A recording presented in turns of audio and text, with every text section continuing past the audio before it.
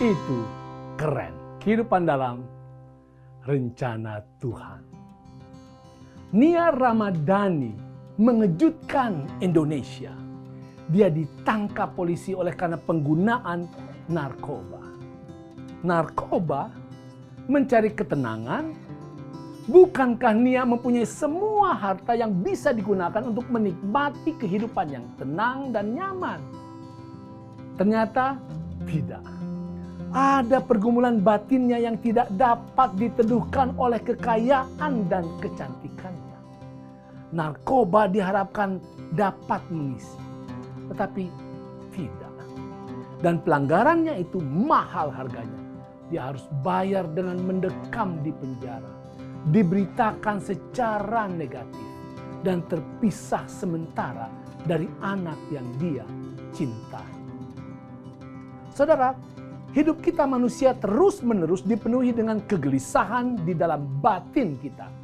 Ada yang berkata, kalau saya sudah tamat kuliah, sudahlah saya akan puas dan hidup tenang. Ada yang berkata, kalau saya sudah punya rumah, atau kalau saya sudah menjadi pimpinan, atau kalau saya sudah jadi juara, atau kalau saya sudah punya uang 1 triliun, kalau saya sudah ini dan sudah itu, sudahlah saya akan merasa puas, istirahat, dan hidup tenang. Ternyata tidak demikian.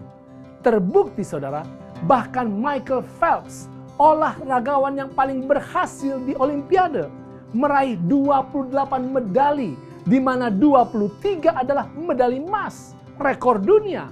Tetapi perjalanan hidupnya yang sukses itu, dia akui banyak menderita depresi, bahkan usaha untuk bunuh diri.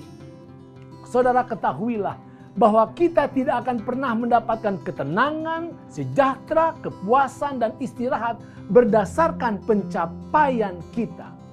Nyatanya, semakin kita mengejar keberhasilan, semakin banyak sumber kegelisahan. Salahkah kalau kita berkeinginan dan bercita-cita? Tidak salah. Karena justru untuk bertumbuhlah dan bertambah-tambahlah kita ini dijadikan Tuhan. Tetapi kita harus pahami kondisi dasar kita manusia. Paulus katakan di dalam Roma 3 ayat yang ke-10. Seperti ada tertulis, tidak ada yang benar, seorang pun tidak. Ayat 11. Tidak ada seorang pun yang berakal budi. Tidak ada seorang pun yang mencari Allah. Ayat 12. Semua orang telah menyeleweng. Mereka semua tidak berguna. Tidak ada yang berbuat baik, seorang pun tidak. Saudara, inilah kondisi kita sekarang. Apapun kebesaran dan kehebatan yang kita miliki, sesungguhnya tidak satu pun kita yang benar dan cerdas. Menyeleweng, tidak berguna, dan tidak berbuat baik adalah diri sejati kita.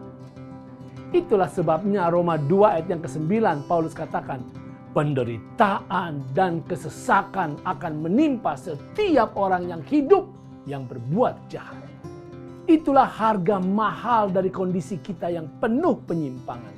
Kita mengejar istirahat dan ketenangan dengan dasar diri kita yang menyimpang. Derita dan kesesakan adalah bayarannya. Tetapi jangan khawatir. Kita dapat berdoa seperti Raja Daud ketika dia sadari penyimpangannya. Di dalam Mazmur 51 ayat yang ke-12. Jadikanlah hatiku tahir ya Allah, dan perbaharuilah batinku dengan roh yang teguh. Inilah kuncinya. Carilah Tuhan setiap hari. Mintalah hati yang tahir. Berdoalah untuk batin yang baru.